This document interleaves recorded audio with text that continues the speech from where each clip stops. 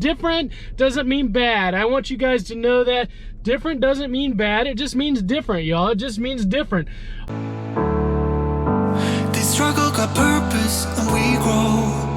So whatever road we have to take next, all I need to know is that we'll roll with the punches.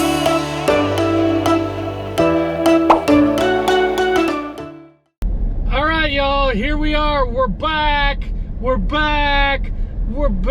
Midwest Anxiety Daily is back. That's right, y'all. We're back. I'm excited. I hope you're excited.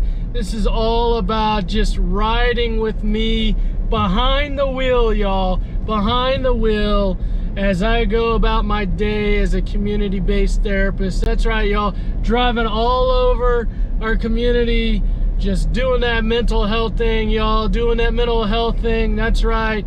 Three things I love to do on this daily vlog. One is just to bring you cognitive behavioral nuggets, not chicken nuggets. Nope, not chicken nuggets. Cognitive behavioral nuggets.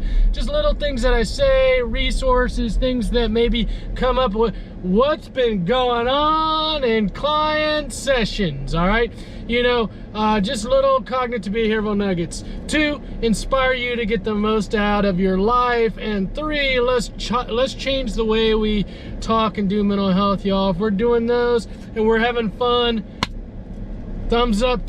We're accomplishing what we need to, y'all. We're accomplishing what we need to.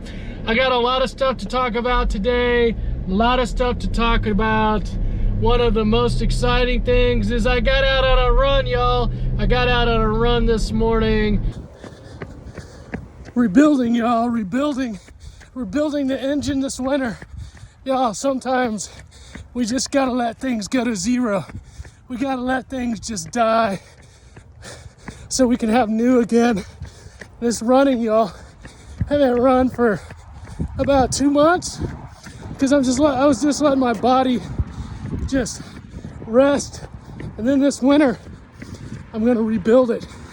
Come out next spring on fire. Sometimes that's what we have to do in life, y'all. Sometimes that's what we have to do. Winter's a great time for that. We're forced inside our houses, our homes. Let's force ourselves inside of ourselves. Force ourselves inside of ourselves and do some personal development this winter, y'all. All right, y'all, I've got like 3 minutes. I got 3 minutes before I have to go into a classroom observation, so I'm gonna make this quick. But hey, here we are back on the daily. We're back on the daily, and you're probably going, Randy, you know, why you keep doing this? Why you keep doing this? You got clients to see, you got so many other things going on. Y'all, I'm here. I have made a commitment. To doing mental health just differently than what you might see in the past, what you might think of as traditional therapy. Guys, we are community-based therapy, and a lot of the ways that we think are just not typical, just different. And different doesn't mean bad. I want you guys to know that different doesn't mean bad. It just means different, y'all. It just means different. All right? We need diversity in our community. We need diversity in therapy. Diversity is good. All right. Now here we go. So here's my idea with mental health, y'all. Here's my kick on mental health, and you guys have heard me say from the start, from the beginning, you've heard me talk about everyone's struggles, all right? You've heard me talk about that, and I've got my ideas about that. More to come on that later, not today. But today, guys, I'm here to talk about mental health being more of a lifestyle than a diagnosis, all right? I want to normalize mental health. I want to normalize mental health instead of demonize it. I think our culture and our community make it negative, and I don't want to go there. I want to make it normal. I want to make it positive. We all have mental health. We all have mental health. Yes, we all have mental health. Some of us struggle more than others, but all of us struggle, all right? Guys, we're all people. We're all humans, all right? We are more alike than not alike, okay? We are more alike than not alike. And I just want to be able to talk and do mental health differently. I want to talk about the struggles, but I also want to just celebrate life and all the awesome things that come with life, okay? Mental health doesn't always have to be negative. It doesn't have to be bleh. It doesn't have to be boring. It can be fun. It can be cool. It can be exciting, right? We need a whoop whoop. We need a whoop whoop. We need a whoop whoop. That's not cringy, okay? It's not cringy. We need to celebrate mental health, y'all. We need to celebrate it. We need to make it fun. We need to make it interesting. That's what I'm here to do, guys. That's what I'm here to do, is to make mental health on a pedestal, just like all these other things that we put on in culture on pedestals, like sports and, you know, fashion and music. Why not just mental health? Why can't mental health just be like all those others, right? Just think how cool it would be is if we celebrated and we acknowledged and we admired mental health as much as we do some of the other things that we do. Okay, it's time for what's been coming up in client sessions. What's been coming up in client sessions? Let's talk a little bit about things that have been coming up. Before we go, this episode is sponsored, not sponsored, by Nature Valley Almond Butter Cookies. Sponsored, not sponsored. It's good. They got the almond butter and they got the peanut butter flavor. I like them. When you're on the go, when you're a community-based therapist and you just need a little pick-me-up midday, you go for the Nature Valley biscuits, the almond butter. I particularly like the peanut butter one, but didn't have any more of those. This episode is sponsored, not sponsored, by Nature Valley biscuits. All right, let's get on to what's been coming up in client sessions. Let's talk about anxiety, y'all. I mean, if you got a name Midwest Anxiety, you better know a little something about anxiety. Now, what I want to talk to you about here today is people, when they start thinking about anxiety, you start thinking about anxiety, and just the thought of people thinking, oh, anxiety, then they start to fear, oh, I hope I don't get anxious. So you start thinking about it, and then you start fearing it. You start fearing that you're actually going to be anxious.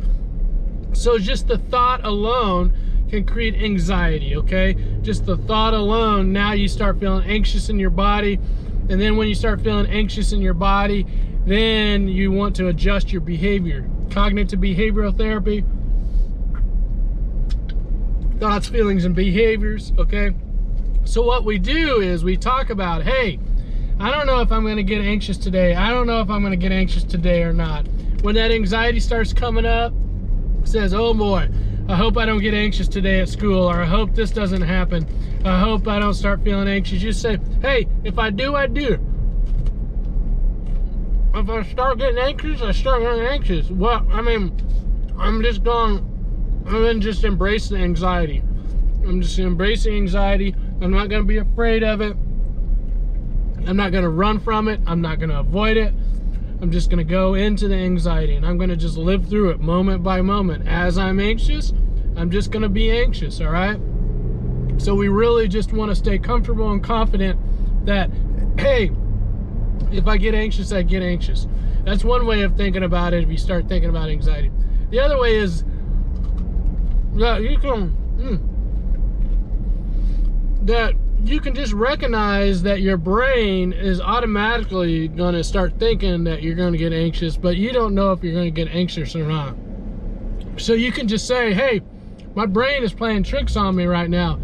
It's trying to make me think that I'm going to be anxious. No, I'm not going to go with that. I'm not going to go with my brain making me think that I'm anxious. I'm going to think that I'm not going to be anxious. That's what I'm going to think. I'm going to think that I'm not going to be anxious. Why do I have to think that I'm going to be anxious? I can choose any thought at any time, okay? So I'm going to just think that I'm not going to be anxious. It's going to think, why do I have to think that I'm going to be anxious? I'm going to just think that I'm not going to be anxious. Those two things, y'all. Being able to say I can handle it if I do get anxious, and I'm going to just live through it. When I get anxious, I get anxious. Or, hey, I don't have to listen to my brain. My brain's telling me one thing, And just because my brain is telling me one thing doesn't mean I have to listen to it. I'm actually going to think the opposite. Those two things. Do those two things when you start fearing that you're going to get anxious, all right? All right, y'all. A lot of times it's a game of you versus the anxiety. Who's going to win? Who's going to win? Who's going to be stronger? Who's going to be stronger? You're going to be saying, like, hey, anxiety, come on, let's go. I'm ready for you. I got you. I'm ready for this battle. Or are you going to be like, no, no, no, anxiety, I don't want you to show up in my life today. I don't want you to show up. I'm tired of feeling like this. I got you. I understand. I've been anxious a ton, a lot, right? I understand how it feels. I understand what it's like. But it's you. It's you. How much power, how much control do you have over your thoughts, feelings, and behaviors? Because anxiety is going to keep trying to scare you. Anxiety is going to try to keep tricking you. That's right. It's going to keep trying to trick you. And you get to decide, am I going to let it trick me or not? All right? All right, all right.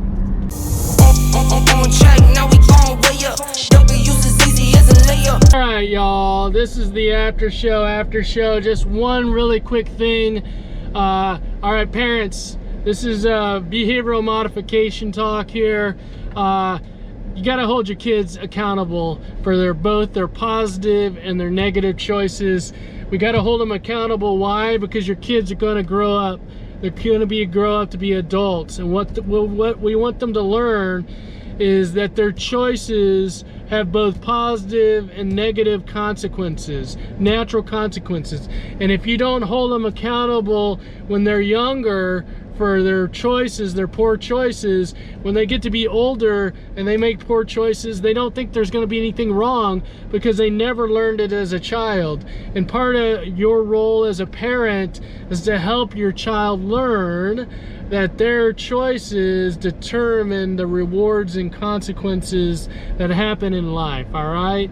The rewards and consequences. We want them to be held accountable. We want them to be owned. We want them to be responsible for their choices. We want them to say, okay, yeah, that was on me. I made a good choice. I made a good choice, or I made not so good of a choice, and I'm going to own it. I'm going to own it, and I'm going to really appreciate the rewards that I get from those positive choices, and I'm going to own and I'm going to be responsible for the negative consequences. I'm going to accept the consequences, the negative consequences for my poor choices, all right? We got to really focus and emphasize that in your parenting. You got to really zero down. You got to zero down into those choices, all right? You got to have a great behavioral modification system to do that. I would say there's a lot of sticker charts, there's a lot of marble jars.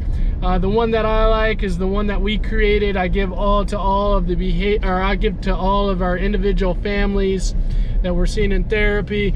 Is there's got to be some retribution for their behavior. There's got to be some retribution for that negative behavior. They got to put positivity back into the family. They took negativity out. They got to put positivity back into the family or whatever community that they made that poor choice in. If it be school, friends, whatever else. Natural consequences, y'all. Natural consequences both for positive and negative choices. Got to hold our kids accountable. It's that tough love. We got to go into that conflict. We got to go into that space that's not always fun with our kids, y'all. We got to do that. We got to do that. All right? All right. Have a good one.